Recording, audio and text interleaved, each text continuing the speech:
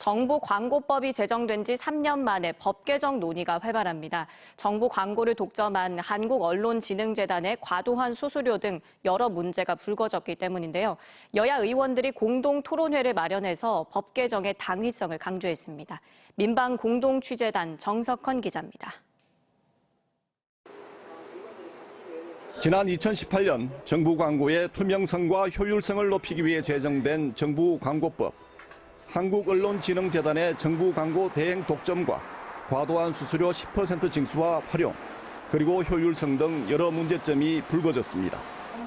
정부 광고법의 이 같은 부작용과 문제점의 원인으로 국민과 소통을 위한 공공 커뮤니케이션의 전략 부재와 수탁기관의 전문성과 역량 부족이 지적됐습니다. 정부 광고를 이렇게 과대하게 포장을 하고 너무 포괄적으로 해석을 하다 보니까 이 공공 커뮤니케이션에 대한 인식들이 없고 그리고 전략들이 부족하다 보니까 실질적으로 국민 권익 향상을 위한 커뮤니케이션이 제대로 되고 있는가, 공공소통이 되고 있는가, 거기에 대한 문제가 있다고 생각을 합니다. 특히 언론진흥재단의 광고 대행 수수료 수입은 지난해 876억 원으로 3년 동안 170억 원이나 늘었지만 이마저도 지역방송 콘텐츠 지원 등에는 거의 사용되지 않았습니다. 반면에 지역 민방의 광고 매출은 절반 이하로 떨어져 광고 대행 수수료가 지역 민방의 재정 부담마저 가중시키고 있습니다.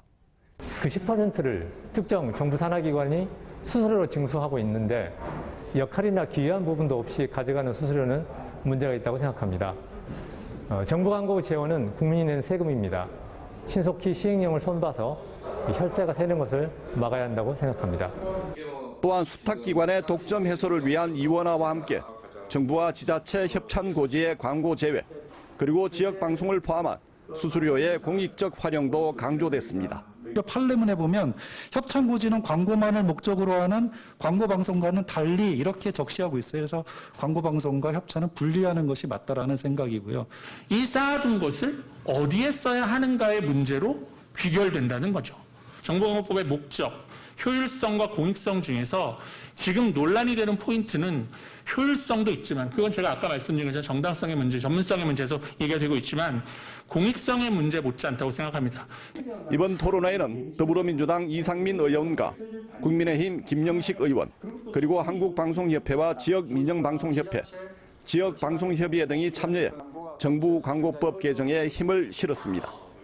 민방공동취재단 정석헌입니다.